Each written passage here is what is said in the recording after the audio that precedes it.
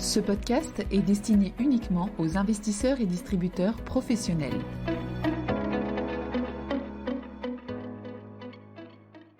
Bonjour à tous, bienvenue dans cette édition de 5 minutes pour comprendre, où nous allons parler du comité de politique monétaire de la Fed de mars 2023.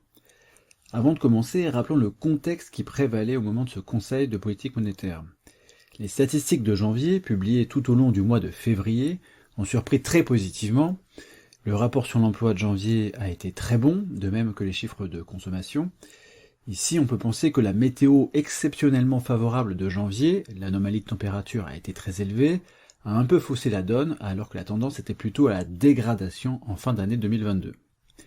Par ailleurs, l'inflation aux États-Unis a décéléré en février pour le 8e mois consécutif, avec une inflation totale qui reste malgré tout à 6%, et une inflation sous-jacente qui se situe désormais à 5,5%.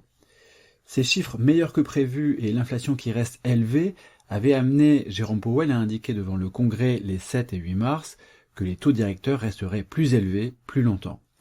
Mais l'actualité a été bouleversée quelques jours plus tard avec les faillites de la Silicon Valley Bank, SVB, et Signature Bank, qui constituent les 2e et 3e plus grosses faillites de banques commerciales de l'histoire lorsque l'on prend en compte la taille de bilan. Les autorités ont très vite réagi, la FDIC, le Trésor et la Fed ont décrété que ces banques étaient systémiques, ce qui permet d'assurer la totalité des dépôts.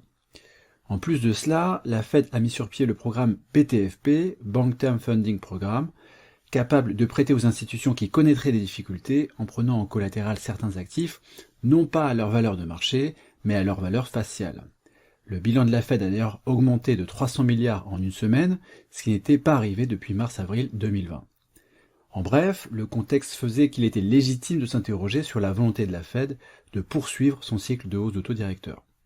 Alors la Fed a bien procédé à une nouvelle hausse de taux de 25 points de base et a porté la fourchette de taux directeur à 4,75%, mais elle a vraiment instillé le doute sur une éventuelle poursuite du cycle. C'est que les membres de la Fed estiment que l'épisode de tension sur les banques régionales va laisser des traces sur l'économie américaine. En effet, le communiqué indique « Les développements récents vont vraisemblablement déboucher sur des conditions de crédit plus dures pour les ménages et pour les entreprises et peser sur l'activité économique, les embauches et l'inflation. L'ampleur de ces effets est incertaine. » Sur ce plan, il convient de rappeler que l'enquête trimestrielle de la Fed auprès des banques américaines, réalisée en janvier, faisait déjà état d'une demande moindre de crédit bancaire de la part des entreprises et des ménages et de conditions de prêt durcies de la part des banques. Il est d'ailleurs notable que le crédit bancaire aux entreprises aux États-Unis ait connu une croissance nulle sur les 3 derniers mois. En conférence de presse, Jérôme Powell a clairement expliqué que le durcissement supplémentaire des conditions de crédit qui est en train de se mettre en place était équivalent à une augmentation des taux directeurs. C'est précisément pour cette raison que la Fed ne fait plus référence à de futures hausses de taux au pluriel. Ce constat que les perspectives économiques s'assombrissent se retrouve dans les prévisions de croissance des membres du FOMC.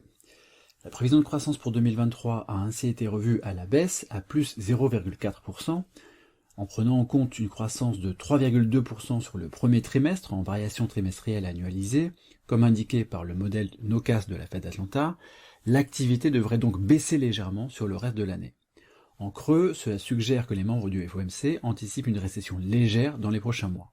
Pour la suite du cycle monétaire, les membres du FOMC ont laissé leurs projections de taux directeurs, les fameux DOTS, inchangées, mais on sent bien que leur conviction est beaucoup moins forte.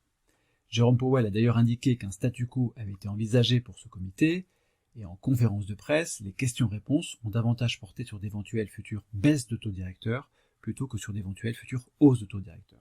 En bref, si on a beaucoup parlé ces derniers mois d'un pivot de la Fed, souvent repoussé dans le temps, c'est finalement un événement exogène, les faillites de SVB et de Signature Bank, qui pourrait le provoquer. En tout cas, la variable qui va être au centre de l'attention sur les prochaines semaines est l'évolution des chiffres de crédit bancaire. Merci de votre écoute et à bientôt. Communication promotionnelle non contractuelle. Les commentaires et analyses reflètent l'opinion de CPRAM sur les marchés et leur évolution en fonction des informations connues à ce jour. Du fait de leur simplification, les informations données dans ce podcast sont inévitablement partielles ou incomplètes.